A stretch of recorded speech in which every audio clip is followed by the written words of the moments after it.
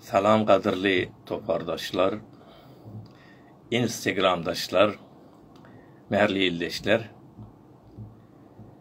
Bir kəpte bəri şeyle çıxışam etip olmadı. Biraz köp bollu konferansa qatnaştık. Şol için bugün yine şemmeş önkü siyali şol bernamalar devam edecek bolyan.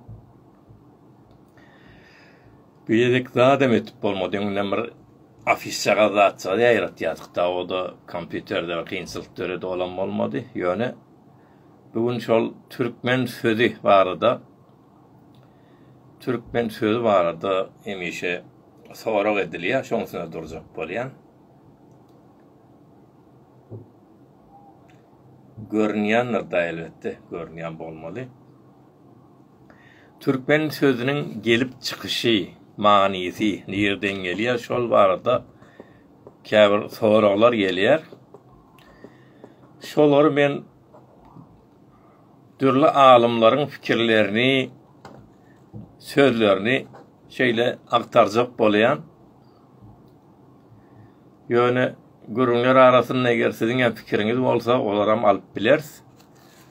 Nokta nazarlaryňyz näme bolsa. Türkmen sözü barda. Yani umuman tarihi gurun bolanna şol hökmen senet bilen medrek bilen aýtmaly bolýar. Benim pikrimçe şu doğru. Ya men gewünime göre şu doğru diýsen o bolmaýar da. Sebäbi o duýgulu däl. Mesela bir goşuk okarsyň, onda goşukyny men gowrak gördüm diýersiň. Ya bir görüp duran adyny aýdyp bilersiň. Ýöne tarih bolanna geçmişinde galanda hatta o kälerem gata aňyrlardan aýlanıp gelýär. Olar barada awşy men ýöwnüme şu diýip bolmaýar da. Şo döwürden hökmen senetleri vermeli, medrekler vermeli, delille aýtmaly. Biziň şol köp halatda şol öz isleýän zadymyz çykanna şonu aýdasymyz gelýär. Mesela Türkmen sözü aýratylamşy İslam Cumhuriyetinden bäri İslam düşünjesi köp ähmiýet berilen ýeralna. Türk iman. Şoňa bir hilli ýykyn edeller var. Şo dogry diýip. Ya meselen bir görýär Taciklerden olaram öz gewünni özüne ýakyn etjekler. Şular türkmanen bolmaly, şo türkman söz diýip onu ýazarlar var. Geçen hafta doğaflan bir maňa da iyi beripdir şonu. Mesela Türkmen sözü, şu Türkmanen, şu Türkdel, şonu ýazyrak edip, şol tajikleriň garaýşy. Hemmeňize salam aýtýan, bir-birden at çekmesemle sag bolun hemmeňiz. Hawa inni şoňa görä taýryň bolanlar hökmen şol medreklerle aýtmaly, senetlerle aýtmaly, delillerle aýtmaly. Men şoňa görä şol türlü alimlerin fikirlerini şol hakda şuun şeýle gözden geçirjek bolýar. Şeýle girişmek ýene bir zat açyklaýyn. Hatta Telegram çykandan bäri toparlar köpelli da toparlar. Ondan her kim öz toparını doldurjak, bir zatlar goýjak içine. Şol üçin şol ýalňyşam bolsa goýýarlar, dogry da bolsa goýýarlar. Düşünseler hem düşürmesen karar metrep bolsa bolýar. On köplençem şol karşınas diýen adamlar etýär da şonu. Ondan birler eger bir yaman maksat bilen bir ýalňyş zat alakanam awdurjalap ýazsa, onam şol ýaýratyp goýberýär. Habarlary ýok, şol hyzmat etýär aslında ol teleki niyetleri hyzmat etýärler. Özleri şonu bilmeýänsiň şonu saýgyryp bilmeýänsiň şöyle bir hyzmatlar bolýar. Misal üçin bir ýerde makalada Türkmen näme, Türkman näme? Türkmen başga, Türkman başga. Şonu ýaly ýazylan bir makale gördüm. Yani gaty näme diýin? Alımdan delille medreklerine gaty uzak. Şonu berekella şonu özü muhakkik diýip ýazan adam olam Türkmen näl elbetde. Ne maksatla ýazypdyr belli däl. Ol tarih boýunça görýärse häzir hem şu wagtdan Irak'taki Türkmenlerin öz Türkmen niye ama Arap'ta, Bağdat'ta Araplar Türkman diyensen Türkmanla kullanıyorlar. Şol vaktin özünde. Hem Türkmen kullanılıyor hem de Türkman sözü kullanılıyor. Ona ne bir soru geliptirdi. Kitabıymış nasıl ki no ve nehbeye peydayiş Türkmen aduş kamel o doğrusu neymiş. Ya birinciden ay kitap katı ken bu orada Türkmenler vardı. Eğer Türkçe bilen olsam o Türkçe bilmeyen am yok aslında. Şu mahvar gelenden beri çağalarım biliyor Türkçeni. Şol internetten de tap bilersiniz. Google'da yazsanız ken yazılan kitap Türkiye'de katı ken. İran'da da çıkan kitaplar vardı. Eminullah Gül'ün kitabı vardı. O Faruk Sümer vardı. Mehmet Saray mı? Türkmenhay İran mı? Ken kitaplar var. Yani bir yedek zahmet çekip barıp şu kitapçıdan sormalı oluyor da şöyle bir kitap bağım deyip sormalı. Ondan neyme bolmanı? Aramızda Türkmen Sehrad'ın ağzından 10 kitaba taparsınız.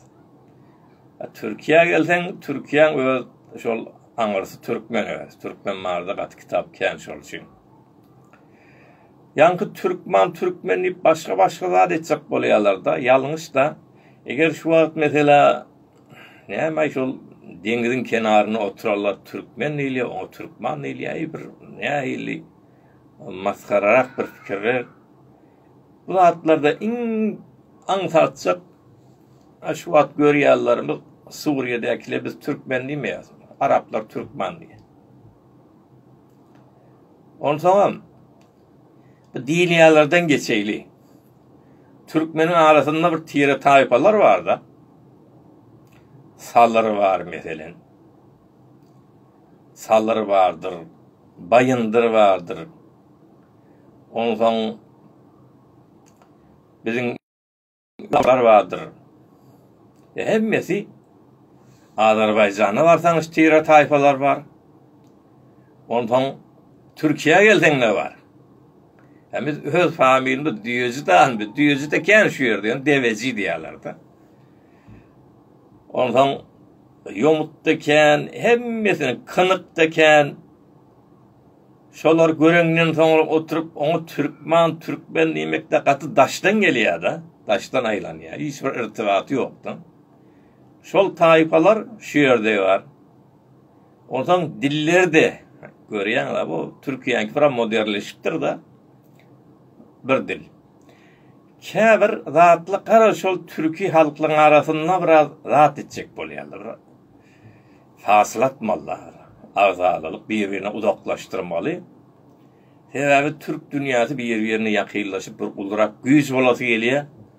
Şol üçin ol Azerbaycan'dakilere siz Türk değilsiz, Farslaşan Türkler demeli, Türkmene Moğol demeli.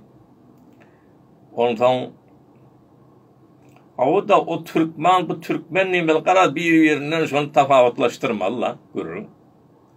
Şol üçin hemişe bir makale okuyulanma şunu sormalı. Biz şu makalan kim yazıptır?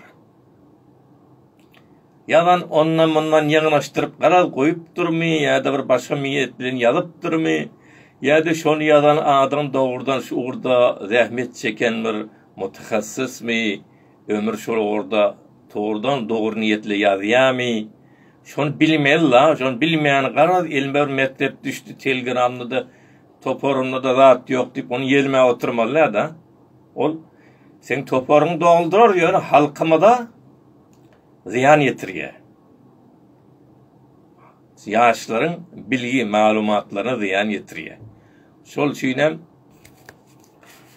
şöyle köplenç yanlışlıklar boluyor. Inni bugün gurrun näme Türkmen sözü var arada da. Türkmen sözü var arada hem sonra edelleri bollu. Elbette bunu men aydayım ben tarihçam değil. Tarihin sungot tarihte bizim uğrumuz. Yani şu ağdaydın ağzından şu Türkiye'de ne metlep ken yazılan da atlarken şolardan kıyıkarağa musafir elime düşen zatlardan bir açıklayayım, bir peydam yetsin deyip etiyen bu işleri. Bizden hem o tarih zatları edip dursa, her hepte malumat berip dursa, o hasam qowu olsak. Hava, ilki Türkmen sözü, Türkmenlerin özü, Aňarsy ökmen bilýänsiňiz, Altay dağları eşdendirsiniz. Aňrymyz şol Altay dağlar diýip bilinýärdi. Türkmenlerin aýratynam Oğuz türklerin. Edil şol atlarda da Sibriýadan hem gaýra tarapda diýýär Sibriýa atlardan. Ondan 7-nji yüzyıl, yani esr bolýarda, garn esr yüzyılı bolanda Türkler şol yüzyıl diýip gowy söz şol üçin men de şunu ulanýan 7-nji yüzyılda şol ýoş iler taraplara ýola düşýärler.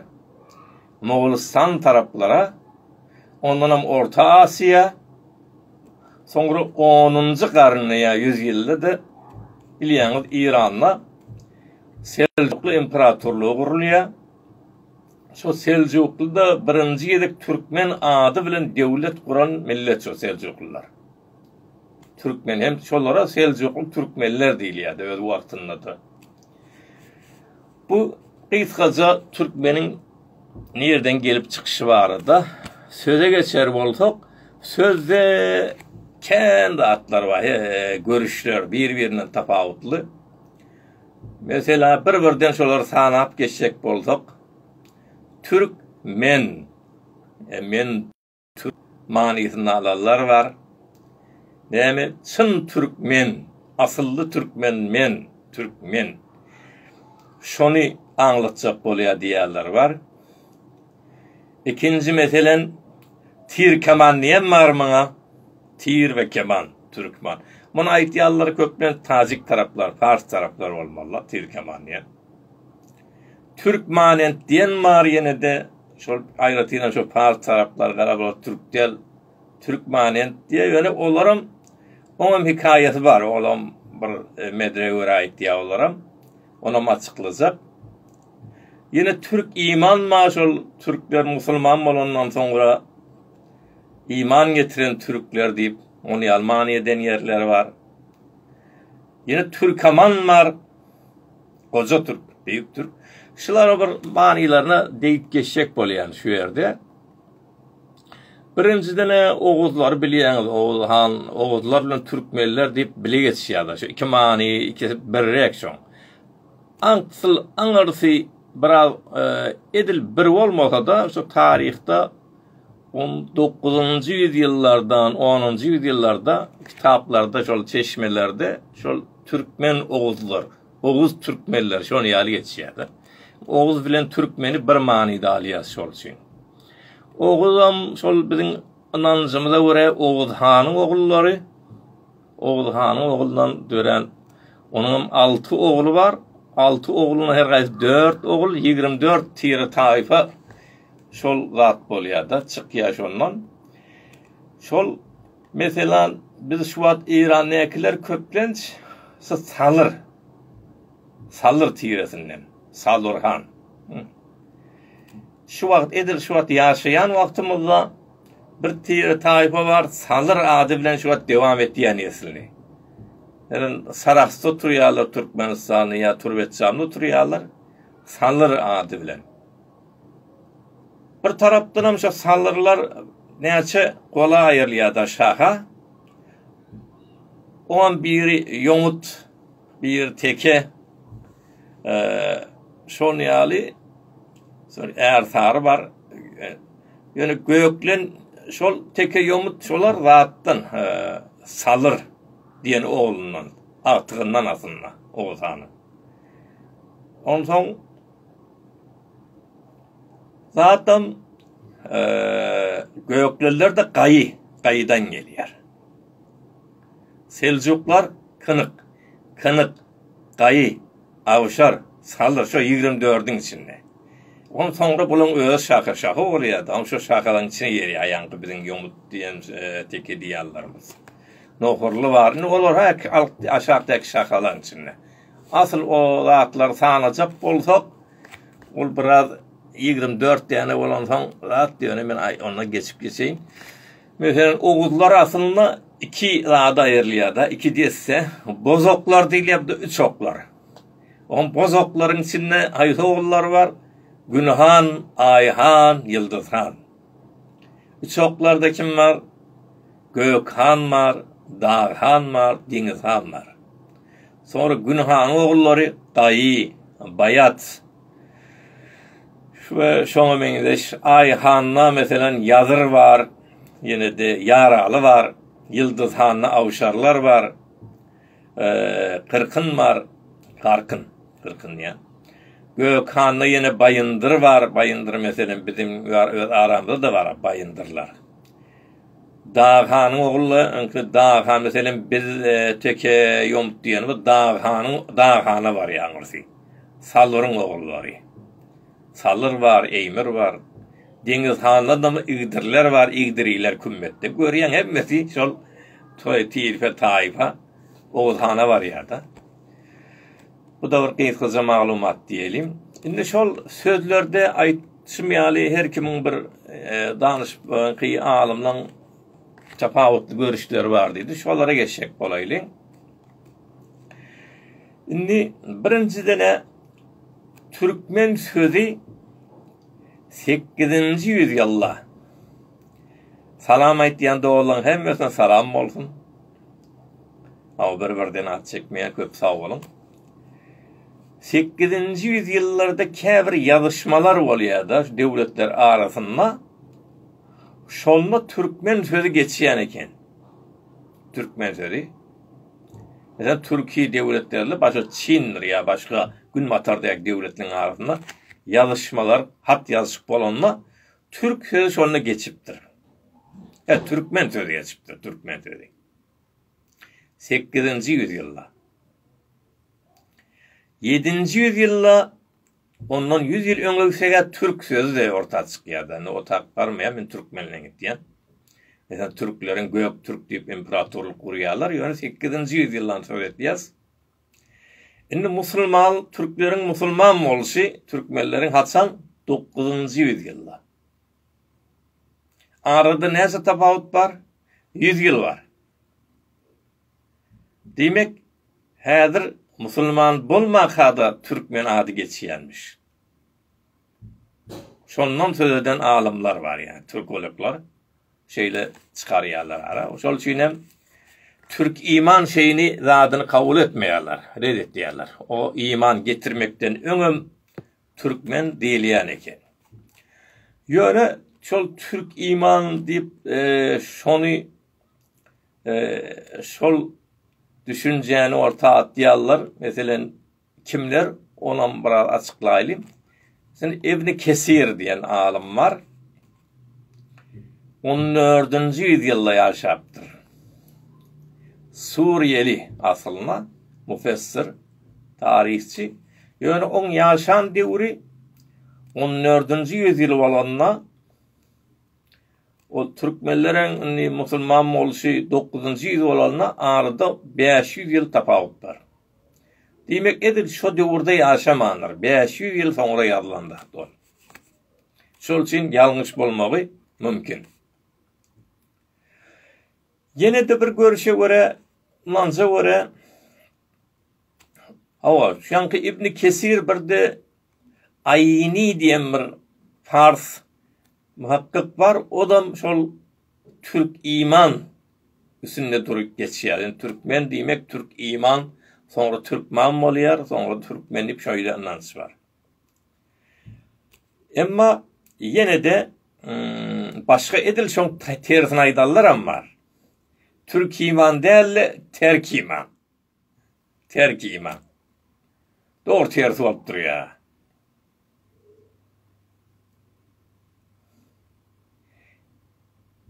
Mesela ne mi? Parta yok. Bu ad biz tarihin görün etmeyiz hakikaten. Dün şu Türkmen sözü üstünde görün ettiyiz. Her adı görün edecek bu zaman o vakit olmaz. Dün Türkmen sözü vardı. Sonra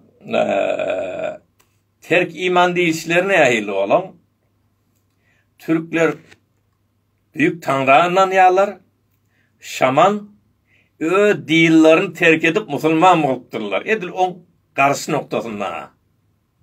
Mun yani düşünceler de var.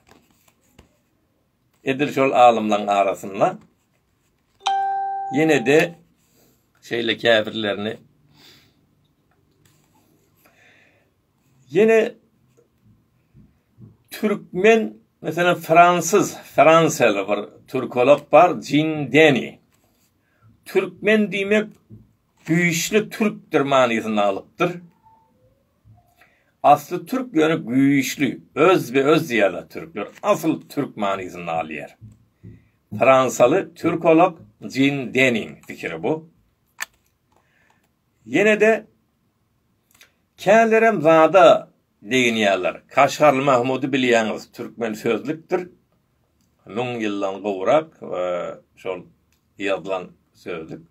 Salam aýdallary ýene bir salam tüýsürekden. Şonma şol Kaşgarlı Mahmud'un kitabynda da şol dürlü pikirler bir hillek getirilipdir. Hem Türk iman diýip aýdylýany getirilipdir. Hem de ol taziklerin aýtýal Türkmanent diýerler, ama Türkman olam getirilipdir. Ni olam şol öňki halk arasyndan eşdillerini ýazýar kitapda elbetde. Edil şol döwürde ýaşamaýar, ondan 100 ýyl soňrarak bolýar. Oňa näme diýerler? Halk etimolojisi diýilýär. Yani halktan eşiden belki tesmih bolýar da. Halktan eşiňe göre. Edil özüň şol barlak bilen kelime aňarsyna geçmeýär, halkdan dişi halk etimoloji. Ama sen edildiňe ilmi bolsa onu etimoloji diýip geçýär. Şoňa göre şonda şeýle bir rat geçýär. İskender şeýle Hamlet ýa cümlet getirýär Orta Asya. Şonda Türkler Gündoğur tarafı çekilmeli bolýarlar. Türkler. Gündoğur tarafı çekilýärler, şonda 22 tane adam galy diýär da durmak üçin öňüne diýär. Yine 2 sanagda on goşuldy diýär. Şolara diýär Türkmendeş diýip aýtdylar, Türkmanent diýip aýtdylar diýär. Näme üçin? Sebäbi olan arymlary, sembollary türkmüş, türkçemiş. Salam aýtýaryn dostlar ýene-de. Demek o da başka millet diýmeýär o ýerde, Türkmanet diýişi. O ýerde geçýän söz şu. Bular gow tanymansaň, şunun sembollary, arymlary, ona tamgalary türklenki bolansan türkler ýarlylýardy. Ommany düşünmeýän adamam ha bular türk del, Türkmanet diýär, o özüne göre hikaýasy var. Onu ýal aňsatdy. Aýratynam şol Franky Tajik zatlaryna da köplen şolarda görülýär da. Şolar meselen Şahavettin Ahmed el-Ayni diýip bir muhakkikler bar bolan. Şolam ýanky diwan lugaty salgılanýar, ýöne bu tarapyny açyklamaýarlar da. Olam halk arasyndan eşdilen zatlar käs dogry bolup bilmeýär. Şonu ýaly getirýärler. Ýene de Hacı Reşidettin Fezlunanyň Cami Tevarihi vardır. Şonda da Tacikler Türkmanent diýip aýtýarlar diýip geçen yeri var. Ýöne Tacikler aýtýar diýär da. Edil şonu ýaly diýip dogry diýip şonu tasdik edip aýtmaýar. Ýene de şeýle gelýär alımlaryň dilinden Türkolog muhakkiklerden Hüsamettin. Men yine de häkilada var ya. Ol büyüklüğün alamatı diýär da. Büyük Türk manysynda diýär. Çün Türk manysynda. Türk eri. Er demek şu wagt dapda Türk ýüzellerde bir hil kahraman şu manyda da. Yani biz er diye şu her bir yerle ol şol kahramanlyk manysynda. Şol er demek, Türk er demek, Türkmen. Ondan yine bir yeri var, ol Dilemre diýip bir zatça var. muhakkik var. Olan Türkmen demek tuktar kelimesinden geliyor diptir. Manisi tüccar. Çol Türkmenler çıl ticaret adamlarmış Türklüğün arasından deyip şonu almalıylandırıyor. Görüyorsunuz her yeri başkaraktır ha yöne. Her ise özüne göre bir deliller bağda. Yine bir kitap var. Arminius Van Berry biliyorsunuz. 18. yüzyılda Türkmen Zehra bir derviş duruğun bir kitabı vardır. Mecaristallı araştırmacı, bağırlayıcı. Özünü Türk tanıdıp Türkmenlerin arasında derviş yal olup geliyor. Yaşayar. Özüm şu Türkolog, Türk dilin üstüne tahkik et ya. Şun kitabı vardır Farsça tercüme olan Siyahati Dervişi Duruğin deyip Der Asya-i Miyanı falan. Şuna mukab bilirsiniz. Şun dilinden hem yine de Türk'ün ahilli oraya Türklük manisini alıyor. Türkler ol çoğul, cem manisini alıyor. Ben demek köp Türk manisini alıyor. Meni cem sıhhat diye de ezafi zaten cemi gösteriyen bir pesfent deyip alıyor. Türk men yani Türk köp Türk manisine getiriyor. Ol Van Berry diyor kitabında. Yine de görelim başka. Yine de Türkologlardan Jim Denny, anarsi Fransalı, Türk dilinin üstüne köp işleyen adam, gramer kitabı da var. Onun görüşünden Türkmen demek o tehdeki man, men, şu man, uluy manisinde. Mesela kocaman dağlar değil ya, kocaman. Demek uluy dağlar. Ya Türkçe'de şişman değil ya da beter pök olsan dağının şişman diyorlar ona. Yine de köp sözler var. Alaman, edermen var ya Türkmence'de men. Türkmen, katı olu Türk manisini alıyor yine de. Köplen şol seyredemizde bir şu Türkman, kocaman, çın Türk manisini köp geçiyor. Burada İslami zaten ayetinin İran'la İslamcı unuyorsanız Türk iman deyip şol neymedi o dininle tesiri da tebliğatların tesiri şol Türk imanla köprek olan aliyalar oluyor ayetinin ahun cemaatlerimizden. Yani tarihte biz İsleşimiz yağlıya da bolşi alı öğrenmerler. Bizim İsleşimiz yağlıya da bolşi alı öğrenmer. Şimdi ben hatta gelecek gereklerde başka zatların üstüne de gireceğim. Yani Türkmenlerin inancı. Biz ayet yağlar dine bir tanrı inanılıyormuş deyip şolon doğru değil. Şolon şu Müslüman olandan sonra karar önküyün unutturacak bulup aydılıyordu. Şu Türkmenlerde de şamanizmle bol şiyalı. Şol neyse tanrı buluptur şol. Katı gururunda katıken ben şon hakta da gururun verecek. Yani onun diye tarihimiz bilmek için, geçmişi doğru şekilde öğrenmek için. Şimdi yine Van Berry'e geliyoruz. Arapların şol Türkmenlere koz deyişinden gururun ettiler yine de. Kozlar, Türkmenler. İlk bir manide geçiyor. Yine nimet başka bir günmatarlı muhakkik Houtsma yadan bir eserini göre şuna salgılanıp Türkmenlerin önkü adı Oğuzlar deyip yazıyor. Ayratinem 12. yüzyılda yani asırda Türkmen ve Oğuz bir manide geçenliğini söz ettiler. Yine Bedrettin Ayni yani ayıtıp geçmedi yali. Bir de İbn Kesir.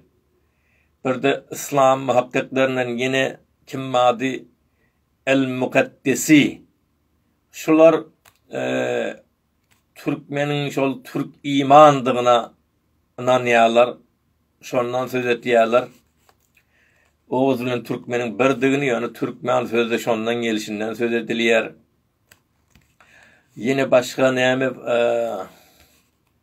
öyle başga täzelik. Indi mani yine bir professorumuz var. Türkiýede gol makala ýazypdyr.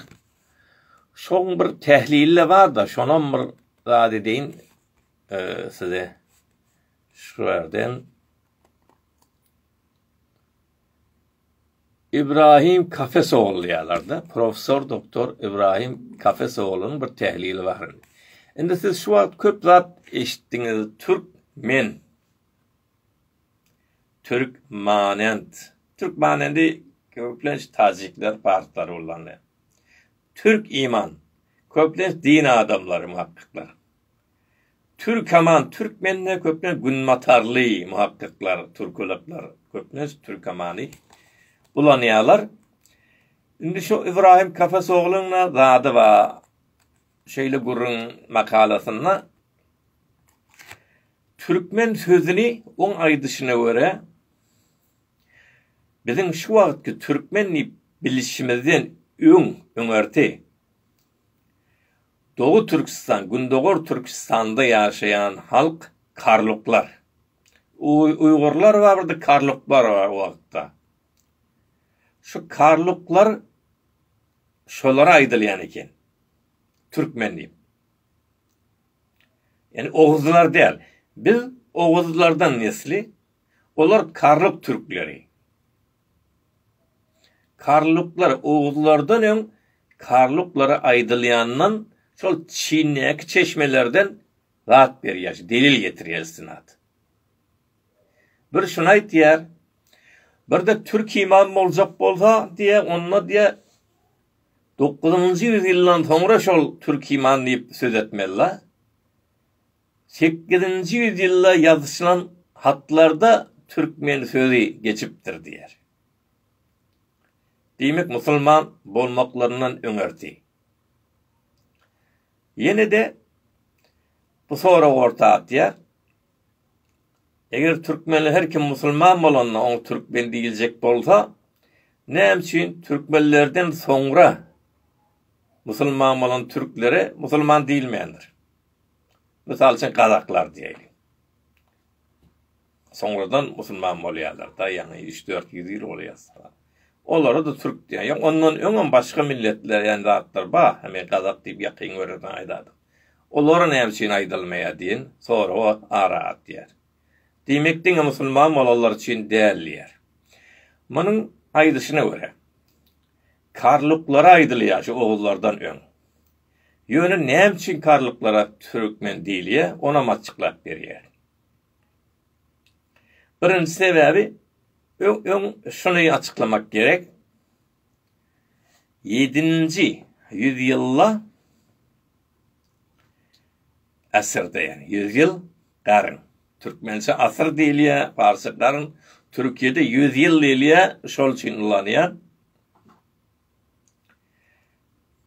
7-nji ýüzyylda Göktürk imperatorluğu gurulýar birinji ýerek. Göktürk imperatorluğu. Göktürk imperatorluk birinji ýerek şonda Türk ady geçýär. Şol Göktürk imperatorluğun içinde kim bu Göktürkler sorag dany? Diňe bir şahsy da Türkler. Oğuzlar bar içinde. Uyguram var, Kırgız da var, başka da Türkler var diýelik. Ýöne Karluklar yok. Karluklar edil şo Türkmen diýilýän wagtynda Göktürklerle oňuşmaýar bolar. Hem arasynda savaş bolupdyr. Türklerin öz arasynda da arzalyk bolýar da. Şol üçin Karluklar girmeýär o imperatorlara. Ýöne näçe Türk boyundan, Türk tiresinden gurnalan soň şo imperatorluk uly at bermeli bolýar da. Näme? Göktürk. Gökden gelen Türkler. Tanrı'nın tarafından gelen Türkler. ulu bir ad bermeli. Bu ada siyasi ad diýilýär. Siyasi ad. Sen milletin ululuğunu görkezip bilecek bir ad berýärler şonu ýaly bolanda. Ondan sonra siyasi adlar näme? Admy. Siyasiyat gaty tarihte bir normal zat aslında berilýän zat. Birinjiden Mogol ýasa, Mogollaryň özüden bir siyasi topar. İçinde her halktan bar şonda. Kırgızdan bar, Türkmenlerin bir togry goşurypdyr. Türkmen Türkmeniň tersine de savaşypdyr. Tarih bol muny zatlardan. Bir-birle savaşýan wagtda köp bolýar. Ondan mesela Gazagyň orta çykmagyna kimler Gazak 15-nji ýüzyle ýakyn wagtda da 15-nji asyrda da çykýar. Kırgız, Nogay, Tatarlar birleşip Mogollaryň şol adyň ýöňüne durmak üçin bir cephe dugurlaýarlar da. Gazaklar savaşan adamlar diýip ad berýär. Bir siyasi topar aslında. Gazak da bir siyasi ad aslında. Indi şu ýerde Göktürk de bir siyasi ad. Indi bularyň aýşyna görä Türkmen de bir siyasi ad diýär aslında diýär. Şol toparyň oguzlaryň şol güýçlüdigini, beýik türkdigini, bul türkdigini görkezmek üçin berilen ad diýip aýtýarlar. 9-njy ýüzde karlyklar ony da ad ýöne 10-njy ýüzde bu 100 ýyl soňrasy bu ýerek şol türkmenler, karlyklar başga millet, başga türki halklarla birleşipdir. İçinde oguz da var, karlyk da var. Türklerin özü. Ondan Göktürk imparatorluğu da yıkıldı. 100 yıl öňe yıkıldı. Täze ad bermeliler, yani karlyklar. Göktürklerin arasy gowulmansaň, Göktürk adyny beresler gelmeýär, täze bir ad berjekler. Olar bir büyük Türk manysynda bolmaly, siyasi ad bolmaly. Şol üçin Türkmen diýip gelýärler. Büyük Türk diýip gelýärler. Bir İbrahim Kafasoğlu'nun düşüncesi, fikirleri, ola başka alimlara zat edip dünya özünün değil, başka Türkologlarla birlikte şu netice yetiptir. Inni şöyle suratta öyle men şol İslam'dan öňem şu Türkmen diliýe diýişini göremne. Şu taýy meni de oýlandyrmaga başlady. Şol biraz mantyklyrак geldi. Sebäbi eger şol İslam bilen başlan bolsa Türkmen sözi 9-njy ýüzýylda bolmaly bolýar-da. Onda Türk iman diýse boljak ha. Ýöne bularyň ýazysyna görä Türkmen sözi 8-nji ýüzýylda ulanmaga başlandyr. Demek İslamy Türkleriň kabul etmeginden 100 ýyl öň. Şol üçin bu siyasi diýişi, büyük Türk diýişi eger şu dograk mykanyýan.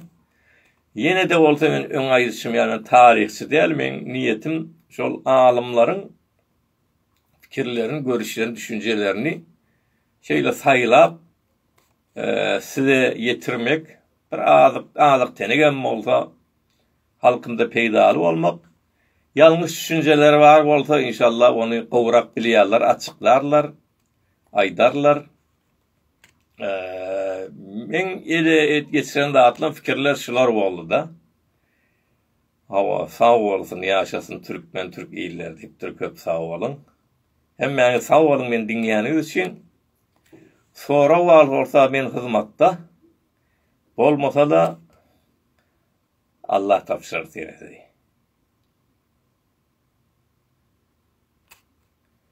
Ya başka nezer verecek doğsammasam men belki de kabul etip bilerin yani. Instagram oğan yana adama dädirin ýöne göreýin. Türkmen News. Näil kabul etmeler muny? Görüň merjek bolsa kabul edeýin nämen. Şeýle diýer. News canlı ýaýyna geçdi. Kabul etdim bolen. Awalın Türkmen News at diýip durýar. Selamünaleyküm Doktor Can. Ay sen mi Türkmen News? Awa men değiştirdim. Aleyküm salam. Öz sadık sanımı sağlık olsun. Doktor Can näýle gowmy ýaşymany ýagdaýlarmy da? Çok sağ ol Allah. Buna geç geldim biraz. İşledik Hava, biraz geç geldik. hava. Sana da Allah kuvvet versin, senki de ansat der. Sağ Yan ol. yerini bilyen yoksa mirek çağıracaktım seni. Sağ O görünleri dinledin mi? Ben gurrunlara yetişmedim. Bir iki tane haberlerim var. Bir eşittirsek şoları. Olaya sen dinleyle onunla. Sen dinleyle. Doktorcan bu geçen haftalarda bir itilaya geldi bize. Oh. Ondan Rusay İttihat deyip İttihat obosundan Akılan şehrinin oboları olmalı. Sonra bir tane Sistani zabılla itilaya veriptir. Vila, arsan deyiptir, cay deyiptir, yer deyiptir, keşaverdi deyiptir, öy deyiptir, satlık deyiptir. Şunu ben eşittireyim dinlerlere. Şuna Türkmen doğullarımız, Türkmen kardeşlerimiz hem şunu gayret etsinler, altılar şunu. Gayret etsinler şu yere, şu cayı, öyü, yurdu altılar şunu elden. Çakartırlar elden, altılar koymasınlar şunu. O da şunu Hava. Türkmen almalılar. Şunun yerine yeni başka milletin bağıyları gelip alacak olsa yeni önkûmalı ya da. Hava, şunu gayret O etsinler, şunu yerler gayret olmalı. etsinler. Bizim maldarlarımız, puldarlarımız, sermayedarlarımız altılar şunun elinden. Yurt inşallah başkaları da gitsin inşallah öz yurduna. Bizim öz yurdumuz özümüze kalsın. Hava. Ondan sonra da bizim dayıkançılıklarımız, keşavetlerimizin bir peşkemer taraftan bir kıyınçılıkları varmış. Onların buğdaylarını, orlan buğdaylarını zamanına, vaktinde onu şirket taahhütü Almandır. Şunu da öğrettiler, bana haber verdiler, şunu da bir eşittir deyip olurken nöbete duruyor mu olmalı? Hevreken kovan kızgınına zaten hep uzak yol yürüyüp tane traktör bilen, kamyon bilen, başı vanıt bilen ekilip şunu tabi vermek için ken eyvar uzak yolları yürüyüp şunu eşittir dediler. Bizim bilmeyen meselelerimiz Anırdan da bir ses geliyor. Senden mi kadiyen? geliyordu sağladı. Şunu bilmem bizim ne fermandarlarımız mı eşitmeyeler mi eşitmeyeler mi bunlara bu at hiç de eşitmeyeler bu at. Meseleler hiç de eşitmeyeler kulakları yok yanak.